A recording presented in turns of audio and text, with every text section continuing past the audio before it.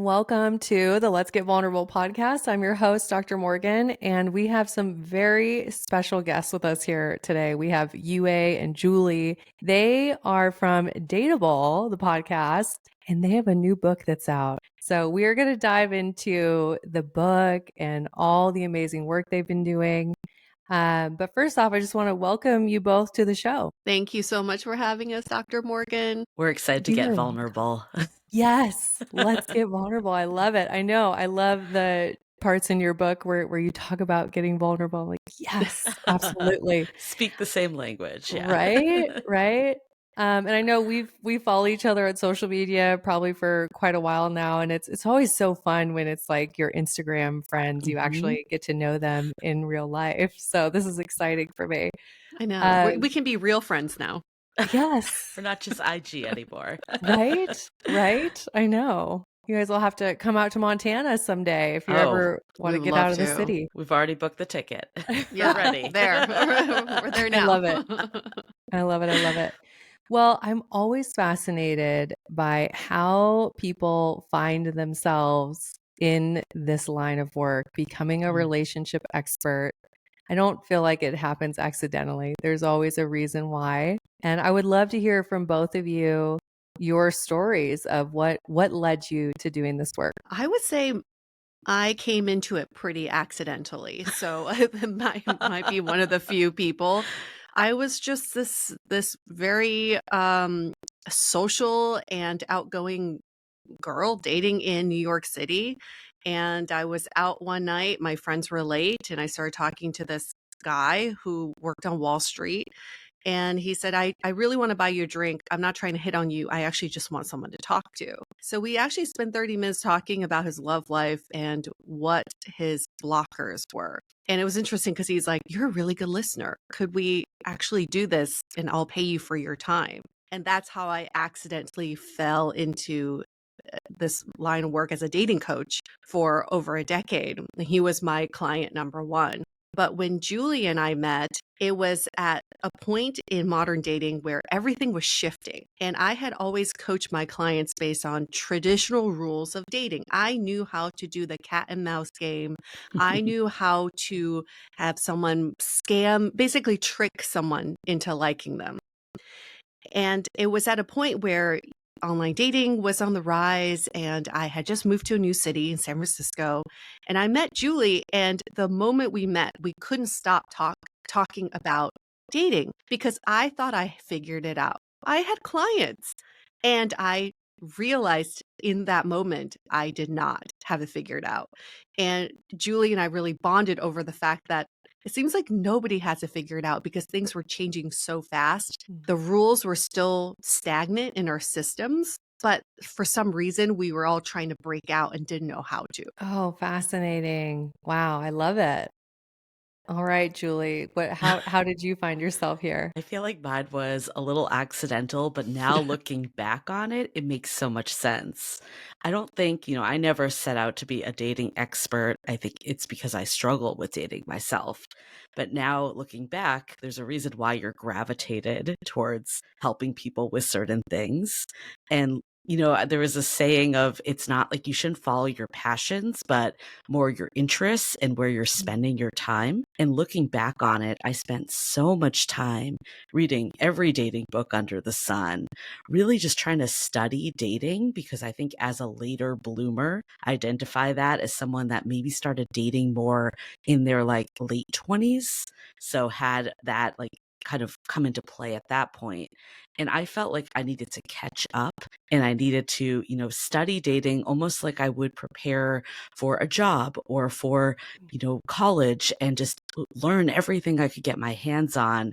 And I quickly realized though, by playing by like the rules and following all this advice, similar to what Yue helped preach to clients, it didn't connect me to people. It actually disconnected me to people. There's always a story. I remember like one of my guy friends that was married.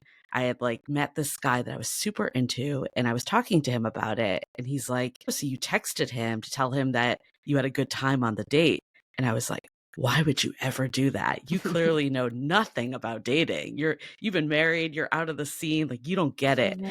And now looking back at what I've learned, I'm just like, why was that my approach? Like it made no sense at all. So when Yue and I met, we were just confused. We're like, why isn't it falling into place for us? And we decided to start a podcast. This was in 2016 when Serial was really big, but there wasn't a lot of resources for a podcast like that we have today. And it started as us just talking to our friends and learning about dating experiences and just trying to understand what everyone was going through. Oh my gosh, this is fascinating. And it is funny the way that I think we're conditioned, especially as women, to play games. Mm-hmm. And, think about all those sayings of you have to play hard to get, Yep. right? But I love that you all have captured this shift of authentic dating, right? Game-free dating. I always tell my clients, if you want to play games in your relationship, make sure you play games when you're dating. Right.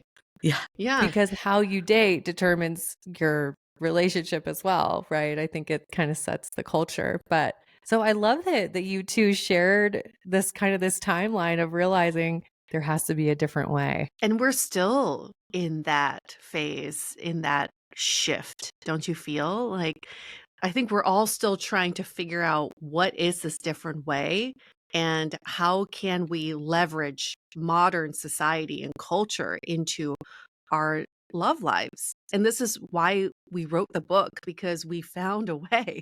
Like, it's not about figuring out modern dating, it's about figuring a way out of modern dating so we can rise above it. So good. Yes, I absolutely agree. I think people are tired.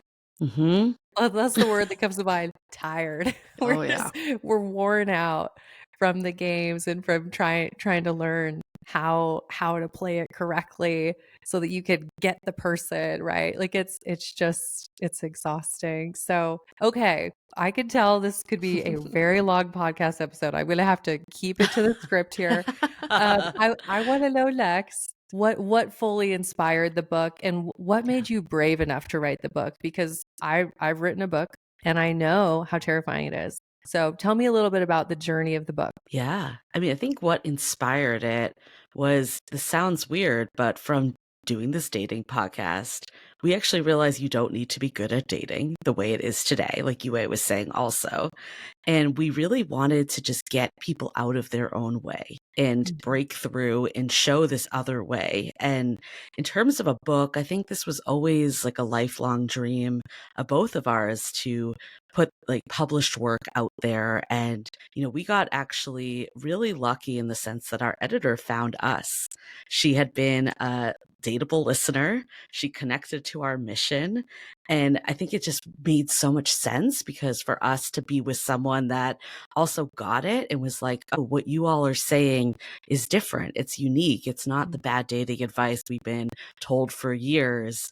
And I think there's a book here that helped give us the confidence to write one for sure. That's amazing. So she was a listener to your show. Yeah. Yeah. You never know you never know who's That is listening. Yeah, we great. really lucked out. And what about that whole piece of, okay, we're going to put these words on paper, like the vulnerability of it all, of putting it out there. How have you coped with that? Many moments, many moments of, is this like imposter syndrome? Like, can we be experts in what we're talking about? And every time we have that moment, someone reminds us, you've been doing this for almost a decade. You've been interviewing thousands of daters. You've talked to hundreds of experts. What is the difference between that and actually studying this for 10 years? And we really have been studying this meticulously for 10 years. So putting words on paper was the first step of acknowledging the fact that we are experts in this field, in this Amazing. topic. And I think there were many moments that Julie and I had to like virtually hold hands and be like, we got this. Yeah. We have a voice and we have a leading voice in this field, and we need to really come come to accept that, but also to really embrace that. So that was step number one. But I think step number two was understanding how we would structure the book so that Mhm. we want people to walk away feeling hopeful and optimistic and Yeah. feeling like we are supporting them, hugging them, and holding their hand along the way, and not just saying, here's the problem with modern dating. Good luck. The thing is, too, like when people ask us, whenever we meet someone new and they hear that we have a dating podcast, the instinct is always like, dating is the worst, right? It's so terrible out there. And the thing is, Yue and I actually don't believe that. Mm. We feel like we're, in the like minority, maybe, sadly. But what we've seen over the time of doing this podcast, too, is that we actually follow this cohort. We made them into characters just for like, book's sake and anonymity. Oh my God, I can't say that word, but you know what I'm saying. It's like the one word I'm just like always like, but you know what I'm saying. Preserving their identity. We took this cohort of daters that we saw really just like make modern dating work for them. They saw it as growth. They saw it as, actually even enjoying the process. And then we saw the daters that were kind of stuck in this dating grind that just felt like dating was the worst. It was miserable. And we really studied that plus our own experiences, because if we look at ourselves, when we first started Dateable, we were totally different daters that were caught up in all the, Yes. BS and all the stuff that is really pushing people into this dating is the worst mentality. And that was also what helped really push this book forward to show people that there is a better way. And we've seen, thousands of daters do it that way. Amazing. I love it. And it sounds like, I mean, I've been really lucky that I've been able to read the book. Thank you for my Yay. advanced copy. I have loved it. I think one of the things that's truly unique about your book is it is coming from people who have lived it and who have lived it in our present time. Yeah. And I'm telling you, like the level of practicality and just the way that this can be applied right away, it's incredible. I just feel like you've really written something that everyone who is dating in this modern time needs this as a guide. Oh, Thank thank you. you. We really Dr. appreciate Morgan that. approved. Yes, Yeah, it we should is. get a stamp of approval on our book from you. But that means so much to us because we didn't want to write a theoretical book. We didn't want people to walk away having these big thoughts and ideas and then asking, how do I apply this to my everyday love life? So that's why the second half of the book is very much practical, tactical, and actionable. I really relate. When I wrote my book, I had that same thing of people, they need to have things they can go apply right now, and processes and frameworks that are applicable, not just theory, right? And Right. it needs to, you all have done such a good job of just reaching people where they are at. And I think one of the really beautiful things about your book is because it's so practical and useful and applicable, all the things, it gives people hope, right? When we learn and when we're empowered, then we can feel really hopeful Yeah. about our dating life. And it makes such a big difference. Yeah, and I think the two of us can attest that like this really is one of the best times to date if we can see it that way. I love it. Say more about that. And yeah, let's talk about the book. What we're gonna get into. I told you all I love chapter 7 to chapter 9. We're gonna talk about those. But tell me more, because there's so many people listening to my show. They need to hear that. Why is now one of the best times to date? Now, I mean, it really is the perfect. Anytime we feel this wave of frustration, anytime we feel like there's got to be a better way, it means that we are shifting into this new era. And this new era is this new way of dating. And this is why we're experiencing all this turmoil, because we are in this era of change. But what is so exciting about the opportunities right now, it's just like the .com bust, and people like were really profiting from that time because they found opportunity for change. And I think we think this is like the modern dating bust right now. It's like everything is kind of falling, and Yue, you're taking me back to Y2K. I when know. when Well, all y that this craziness is why happened. Y2K is so in right now because we're like, "Hey, we're kind of in a similar time with modern dating Yeah. where things are breaking down, things are falling apart, yet we are rebuilding with new rules, new Yeah. foundation, new constructs, new beliefs." So if you don't believe that things can be better, that things can change, what's going to happen is you're going to fall the with the bust. You're going to fall Mhm. with the modern dating culture that no longer serves us. But if you believe there is change and hope, which is what we are hoping to describe in the book, is that you can rise above it and you can build something that works for you, not Yeah. for the generations that came before you. I mean, I think So good. that's so key, the right relationship for you. That's what people are looking for. It's not just any relationship. And, I think why modern dating is so confusing is that there is no one path anymore. Like with the rules, it was good because you followed these steps and that supposedly guaranteed you an outcome, even though it never did. But that was like the mindset that people were in. And why modern dating is such a free for all is there are no scripts anymore. But that can also be the most beautiful thing because that means that we get to build the relationship we want. We don't have to just conform to what's been given to us. We really love like this feeling of like being able to like design your love life or DIY a love life that works for you. And I think that's so powerful. And modern dating is just giving us all of like the training wheels to eventually get to that big love story that we all have wanted all our lives. This is so powerful. And I mean, we are always speaking the same language, of course, here. And I always tell my clients, you have to get clear on what kind of Hmm. relationship do you want, because it can be really different from what other people want. And one shift I've noticed, I'm sure you all have talked about this too, but just the desire for emotional safety and Yes. emotional Hmm. intimacy, and how women are going, well, hey, I have my career, right? Or we all Hmm. are like, well, we can all have our own careers. It's no longer about who's gonna take care of me in a Right. financial way, and creating that kind of dynamic.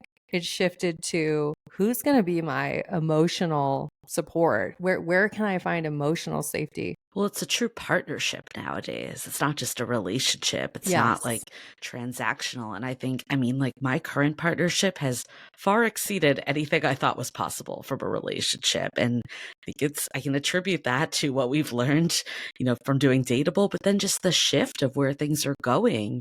We hear people always say, like, what's the number one thing you want in a partner? It's emotional availability. That was Yeah. not the case years ago. And to your Hmm. point, Dr. Morgan, like being able to connect and have that like vulnerability shared, that brings so much intimacy that was never in a lot of like relationships of prior generations. I think the benefit of being like a therapy generation too is that we are able to, connect on much deeper ways than ever before. We just need to get out of the way. Like we need to just get out of the way of modern dating because that's Yeah. actually preventing us from connecting on those deep levels the way we're doing it today. It's so true. My partner and I, when I think about the way that we both show up in our relationship, we're both very emotionally available.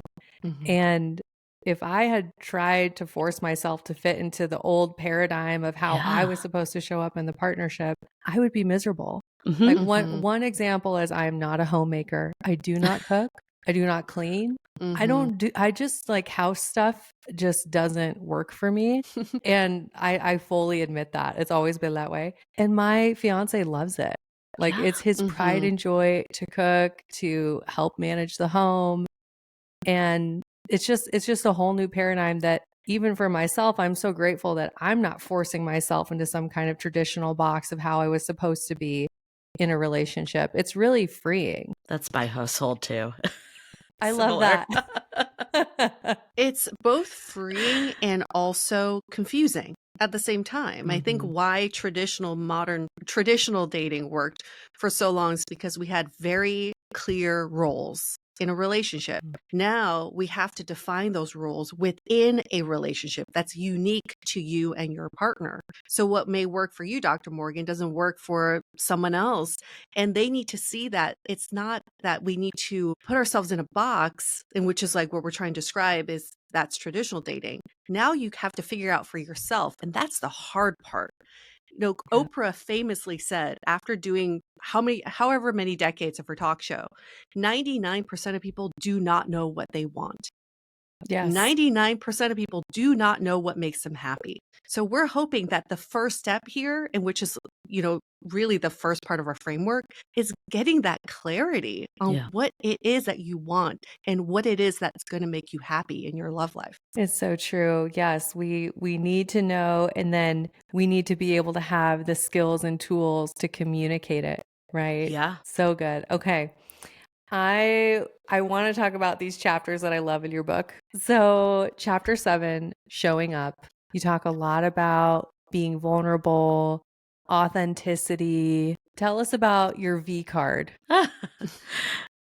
Show us your V card. Yeah, I think, to start too, I think we hear a lot from people like, oh, where should I go on the date? What should I wear? Like the fit check videos. I'm not saying like you should show up to the date like a slob. We're not saying that. But more important is like, what energy are you bringing? Are you bringing this ability to connect with people? And can you show your V card and be vulnerable? And I think vulnerability is this word that's tossed around a lot. Mhm. And it's not always the right definition. Like we had an instance where we talked to someone and they were like, I got on Instagram Live and I shared all about my STIs that I was like dealing with. And like that was me being vulnerable. And we're like, that's not vulnerability. Like that's just, those people, first of all, like if that was a very trusted circle, that would be different. But to like get on Instagram Live and just put that out there, like that's just bearing your soul, not in a vulnerable way. I think Mhm. vulnerability can be as simple as just being like, I'm a little nervous showing up for this date, or even just putting yourself out to go on a date, to get out of your comfort zone is vulnerable. I think we think it has to be these like, revealing all of our childhood traumas on dates. Like that's vulnerability.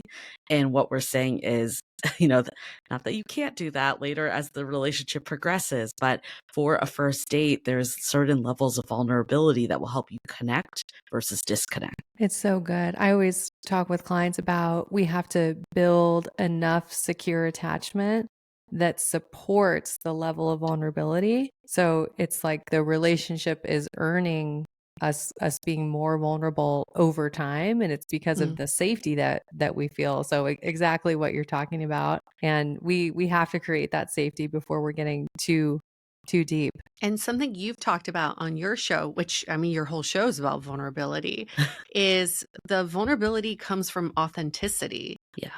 And I think even before getting to feeling safe in this relationship dynamic, is we always have to center back to what is authentic to me right now. Maybe the authentic part of me is saying I don't feel safe enough to be vulnerable right now, and that's okay to vocalize. I think sometimes women we feel like we don't have permission to say our inner monologue, and we're saying you don't need permission. You can say it and let the person know that this is what you're feeling in the moment instead of leaving someone else in the dark, right? You're actually doing everyone a favor by exposing what you're saying to yourself internally. This is so good. Oh, and I think about how when we, and I know you guys talk about this in the book, but how when we are authentic, we're helping ourselves get connected to that person that we're meant for so much more quickly. Totally. I just remember like when I was dating, in this serial dating phase, I remember my best friend just being like, I don't get it. Like you have no problem, meeting people and making friends. But for dating, it seems like it never really goes anywhere. Part of that is just dating culture that I didn't know then that that's the reality. But I think a big part of it was that I was not showing up as myself. I was showing up Mhm. as date Julie. I had like a rehearsed, stories I would share, or I was like, oh, well, I shouldn't talk about work because I was told like I can't do that on a date. And that will be, like make the guy feel like insecure, like stupid things that I was given as like scripts through, just dating culture that's persisted and all the bad books I read along the way. And I think, the second that I was just like, I'm just going to show up who I am. And if someone doesn't, if they're not connecting with this and vibing with this, then it doesn't mean there's something wrong with me. It doesn't mean there's something wrong with them. It's simply just not the right match. And it'll free me up to meet the right person. Because how can you ever meet the right person if you're just suppressing yourself? It's so true. And I know when we have the courage to show up that way, then we also create that environment for the other person to show up Yes. that way too. Yes, yes. But we see that on with the way modern dating is. It takes, I don't know, a dozen dates before you even have that sort of moment of connection because people are so performative on these earlier dates. Even when someone's like, "Oh, we've been dating for 3 months." And you ask, "Do you feel connected to this person?" They probably a lot of times they're like, "Actually, no, I don't know this person deeply, but I know that we've spent all this time together." Well, time doesn't equate to quality of a connection. And we really hope that everybody can take away the message that vulnerability fast tracks that connection. It's not just about telling someone like what you're struggling with and what your biggest weaknesses are. It's actually trying to get to a deeper connected state with someone. I love it.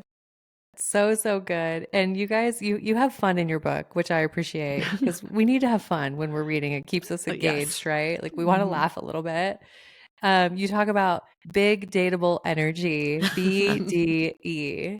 How would you explain that? How would you just, it's funny because we actually named our Facebook group Big Datable Energy I too. love it. And, one of our moderators was the one to throw it out. It's kind of like this, I don't know, the way I think about it, you might have a different point of view. It's like this almost like I don't give a fuck energy. Like I'm just like, Mhm. this is, you know, what I need to know and stay true to. And there's like, I don't know, like sayings that we have in there, like you can't be with the right person if you're with the wrong one. Like we have different like proverbs that are thrown in there. And I think it's almost like this confidence boost, like mantra that you're getting, that you're just like, look, I'm doing it my way. And the right person will find that really attractive. Yeah, exactly. It's the same way you think about BDE in the traditional sense. But as women, we can't say we have BDE, but what you innately know is I have something that's really great. I don't need to prove it to anyone. And if you're interested in getting deeper with me, you'll see. You'll see how Mm. amazing I am. But I don't need to always chase you down to Yeah. show you how wonderful I am. So I think the BDE in our book is basically like, listen, you know you're dateable. You know you're Totally. awesome. You know you're a catch. You don't need to convince anyone Yeah. that you are the right person for them or that you are likable and lovable. You already know that deep down. You just need the right person to come to you and say, I recognize this in you. Like, I know that you've got BD. Amazing. It reminds me of some affirmations that I say in my community a lot, Uh huh. where I say, the partner that I desire is already on their way to me. Yeah. Yep. We know they're Love already that. on their way. And then I also have them remember that there are so many people out there right now who would be so excited to date you. And I that mean, I That's think, so good. yeah, I was going to say that the scarcity mindset, I think, is the silent killer. And that's why it makes people feel like I need to do all the things and try to get this person, that's like barely texting me back. Like I need to like hold on to that because the chemistry was there. But if you can shift into that abundance mindset, I think it's the biggest game changer with dating. Like before I met my partner, I got rejected more times than I ever had in my life. Like I just kept like, if you look at rejection that way of things like not going to the next date. At that point though, I'd shifted my mindset around it and I was like, okay, well, it's just freeing me up for the right person. And I think a past version of myself, I could have gone down like a real bad hole with that. And I think the reason I was getting rejected more often this time around is because I was just putting it out there. I wasn't afraid to put out who I was and be vulnerable, be authentic. And some people didn't connect with that. And that's okay. Like looking back, those people would not have been the right person for me. So I'm really glad that they were able to maybe even see it before I was. And what was so instrumental to Julie's path? Oh, what happened? Oh, your mic got disconnected somehow. No worries. Yeah. I think it is just the mic.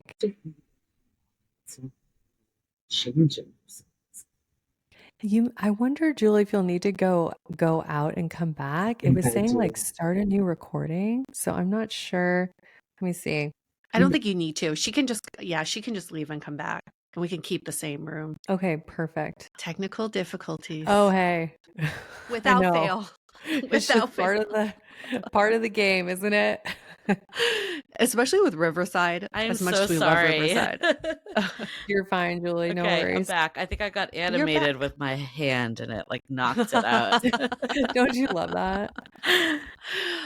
But I was starting to say that what was so instrumental about Julie's path and that shift when she was like, oh, I'm experiencing all these rejections, but I still know where I'm going is I think you should tell the story, which is very similar to your affirmations, Dr. Morgan. She got a reading from a medium and the medium told her something that was so, I think, so life-changing.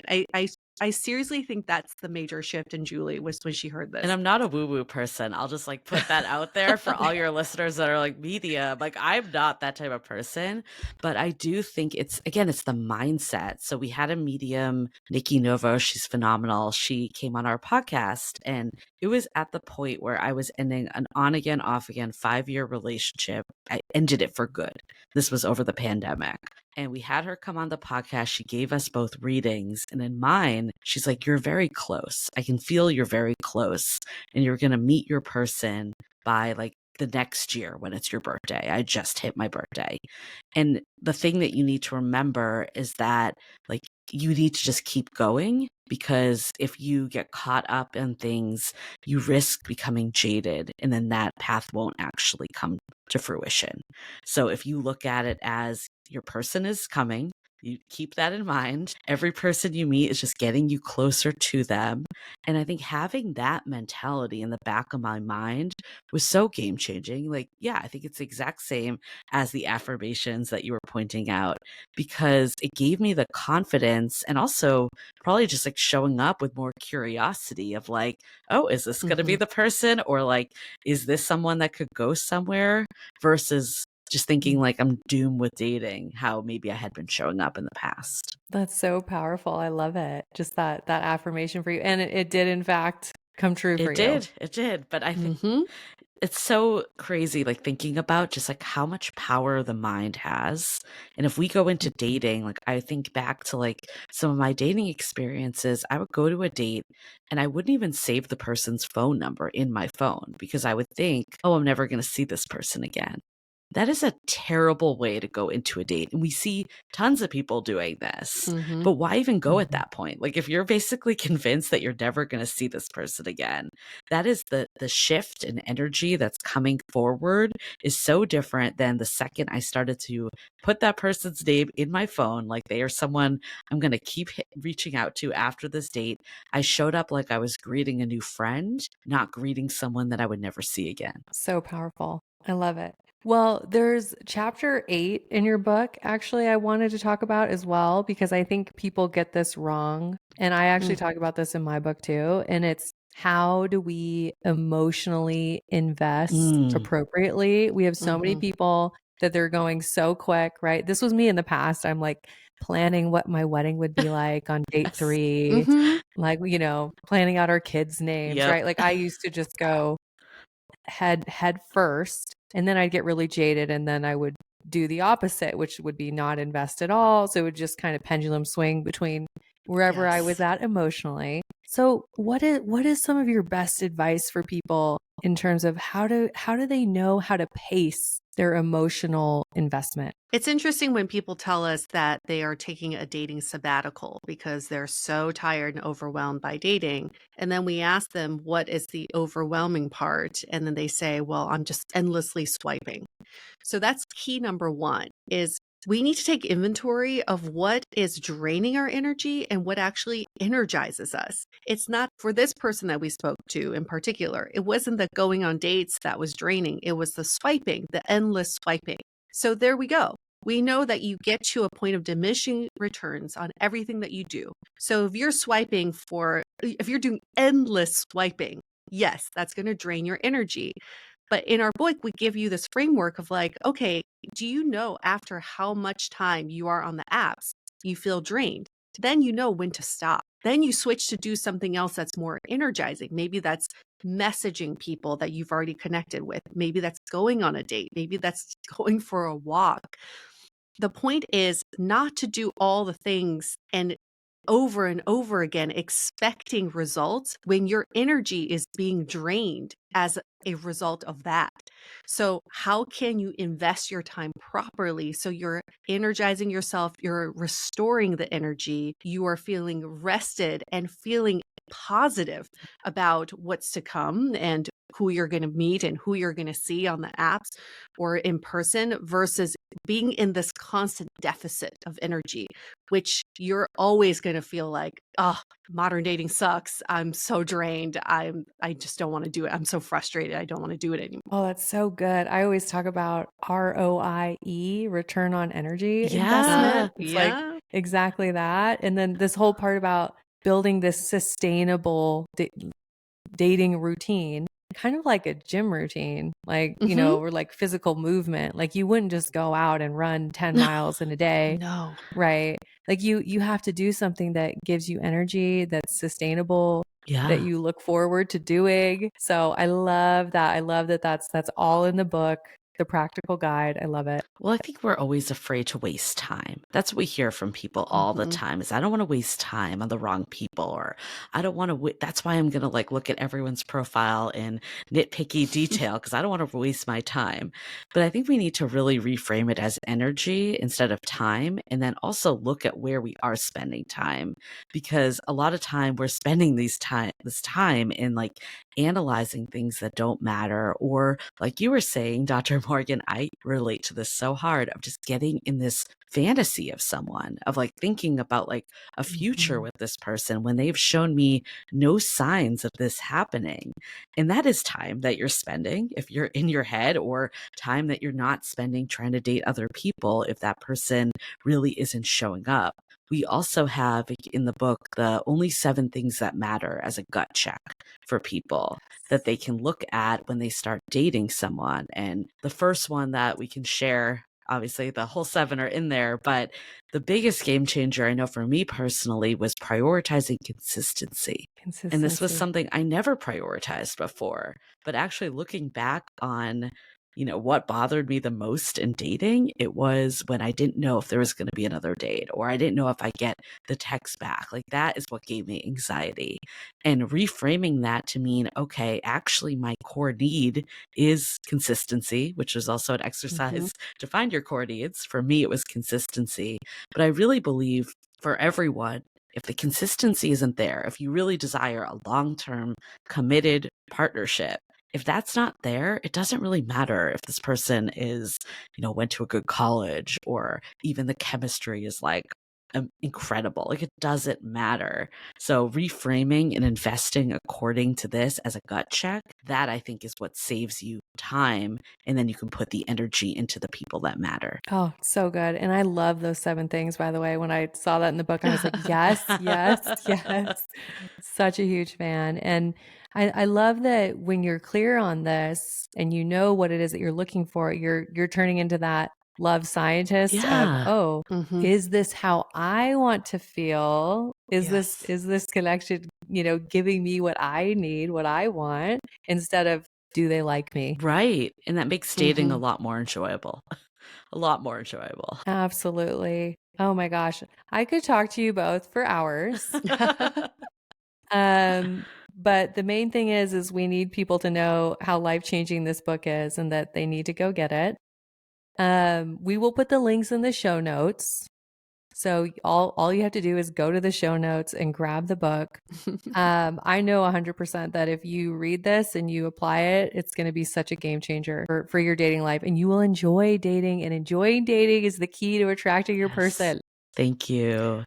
I mean, honestly, if you think about it, if everyone is in a fulfilling relationship or is enjoying their time connecting with other human beings, we would solve all of the world's biggest issues. There wouldn't be war, there wouldn't be hate crimes, because that is kind of the missing piece for a lot of humanity these days is the connection, feeling deeply connected to somebody else. Doesn't even have to be a relationship. So we hope that this is bigger than ourselves. This isn't our book isn't just about like, go find someone and find your happily ever after. This is on a humanity level. We all need this because we are craving connection. Oh, this reminds me of some recent research I was looking at that is showing that the fastest growing attachment style is avoidant attachment, which we're not surprised. And what we know is that even though we're the most connected via screens and, social media, et cetera, we're connected that way more than we've ever been. We are so emotionally and interpersonally disconnected. Yeah. So true. 100%. So true. Yeah. So join the revolution here, right? Of Yes. choosing a different way of going about not just love. I mean, it's your life, right? It's choosing to prioritize authentic connection. Yes. It's a beautiful mission. Anything else you would like the listeners to know? Maybe if they're really struggling and they're like, oh, I don't know, is this actually going to work for me? They're saying it's helpful, but is it going to work for me? What would you want them to know? We have a really fun assessment in the book. It's also available online. It's called the 5 Dating Archetypes. So you can take this quiz and you'll figure out what your archetype is, and you may fall into multiple categories. And the archetypes are our research from the 10 years that we've been doing all these interviews with daters. We found that there are 5 buckets of where people fall in terms of their attitudes, behaviors in dating, and also what may be holding them back. So you've got your superpowers that are very positive and it's what attracts a partner. And then you've got some areas that maybe you're overlooking or maybe that is getting in your way. So for anybody who's like, oh, what am I going to get out of this book? I think this is a really fun way because we structure the book around the archetypes. So once you know which archetypes buckets that you fall into, you know what applies to you, and then you know what are the actionable steps that really work for you. I think also to add, like in our time doing Dateable, we have talked to pretty much everyone in their different life experience. We've talked to the people that have never had a relationship or barely dated that, feel like they're behind in dating. We've talked to the people that are divorced now looking for their second shot of love. We've talked to the people that have been kind of, in long-term relationships and back into the dating scene, or serial monogamous, or people that are poly and open. Like we've talked to the gamut of people. And what we've seen is that no matter what your experience, if you are leading with this authenticity and, all the different things of putting yourself as at the forefront, then this will work for you. We're not claiming that you're going to like step out and meet your soulmate like the day after you read the book, although that would be amazing if that happened. Like it might take time, but at the same time, like looking back, like you can always see how much progress you've made. Even if it doesn't happen immediately, I think even just going on a date where like you feel more connected to the other person. Like when we've talked to people that have done like our programs, like sometimes they're just like, I just implemented this and, now I'm going on dates where it feels like I'm with a higher quality person that's at my level. And while nothing maybe has turned into the relationship, I feel like I'm getting closer and I feel like I'm enjoying dating more. And for me, that's a win that I'm not like dreading going out with people. It's something that I can look forward to. So I think for everyone, just being able to make small shifts eventually will get you to where you ultimately want to go. Amazing. I love it. And we will have all of the links in the show notes. But I want to also let you all tell our audience how they can connect with you. Where are all the places they can find you? You can find everything about us at our website, dateablepodcast.com, and everything about the book at howtobedateable.com. And you can find us on all the social media channels with our handle at Dateable Podcast. Yep. And then podcast is wherever you listen to podcasts. We're everywhere. How many episodes are you all on right now? We're at we hit 500. We hit the 500 mark. I don't know the exact amount. Over 500, but I think we're around 520-ish, maybe a little more. Oh, so much respect for you. I know the consistency, the work that goes in. So I love it. I know that there's so many valuable episodes, and I'm excited to be coming on your show as well. We are so excited to have you. It's going to be amazing. We get to talk again. Yes. Yay. It's going to be great. I just want to thank both of you for your time, for all the work that you do in helping people. I know you're really helping people change their dating lives so they can have the love that they really want. And I'm just so excited about this book. Congratulations on giving birth to your book baby. Thank you. Oh, so great to push her out. It's been a long birthing process. Yeah. Congratulations, you two. And Thanks, of Dr. course, Morgan. everyone who's listening, we are all wishing you high self-worth and great relationships. Until next time.